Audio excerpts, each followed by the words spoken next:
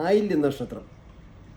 നമുക്ക് ജ്യോതിഷത്തിൽ പല നക്ഷത്രങ്ങളുമുണ്ട്. പലർക്കും നക്ഷത്ര ജാതകവശാൽ വളരെയധികം നല്ലതാണെന്നും നക്ഷത്ര വിശ്വാസികളായിട്ടുള്ള ഒത്തിരി പേരുണ്ട്. പല നക്ഷത്രങ്ങൾക്കും പല രീതിയിലുള്ള അനുഭവങ്ങളും ജാതകക്കുറിപ്പും ഒക്കെയാണ് എഴുതി വച്ചിരിക്കുന്നത്.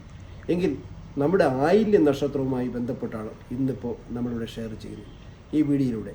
അപ്പോൾ കേരളത്തിലുടനീളം പോയിട്ടുള്ള എനിക്ക് അനുഭവപ്പെട്ടത് ഈ ആയില്യം നക്ഷത്രം ഉണ്ട് എന്നിരിക്കട്ടെ, അതായത് ഒരു അയൽപക്കത്ത് ആയില്യം നക്ഷത്രം ഉണ്ടെങ്കിൽ അതിൻ്റെ നമ്മുടെ വീടിന് എന്തെങ്കിലും ദോഷപരമായിട്ടോ മറ്റ് ഏതെങ്കിലും രീതിയിലോ ബാധിച്ച്, ഈ ദോഷമെന്ന് ഉദ്ദേശിക്കുന്നതാണ് തൊഴിൽപരമായിട്ടായിരിക്കാം, ഉദ്യോഗ തലത്തിലായിരിക്കാം, അല്ലെങ്കിൽ ബിസിനസ്സോ മറ്റ് ഏതെങ്കിലും തരത്തിലുള്ള നെഗറ്റിവിറ്റി നമുക്ക് വന്നു കഴിഞ്ഞാൽ അത് അയൽപക്കത്തുള്ള ആയില്യം നക്ഷത്രമാണെന്ന് വിശ്വസിക്കപ്പെടുന്നു.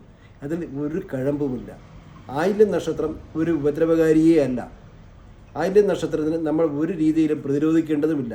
ആയില്യം നക്ഷത്രമുള്ള വീടുകളുടെ മുമ്പിലായിട്ട് നമ്മുടെ പറമ്പിലായിട്ട് നമ്മൾ എന്ത് ചെയ്യുന്ന മഞ്ഞമുള, അതുപോലെ ആയില്യം കൊല്ലി, അതുപോലെ തന്നെ മുള്ളുള്ള ചെടികൾ, അങ്ങനെ പിന്നെ ഇതൊന്നും പോരാത്തതിന് നമ്മുടെ ജ്യോതിഷികളുടെ അടുത്ത് പോകുമ്പോൾ 5 or 6 ഭഗവാൻ മിറർ ഒരിക്കലും അങ്ങനെ ഉപയോഗിക്കേണ്ടതല്ല. വീടിൻ്റെ 4 ചുറ്റും വയ്ക്കുവാൻ വേണ്ടിയിട്ടാണ് ഈ ഭഗവാൻ മിറർ ഇവർ നിർദ്ദേശിക്കപ്പെടുന്നത്. ഇതൊന്നും ഒരു ശരിയായ ഫെങ്ഷുയി കറക്ഷൻ അല്ല, ഇല്ലെങ്കിൽ ഫെങ്ഷുയി റെമഡിയും അല്ല.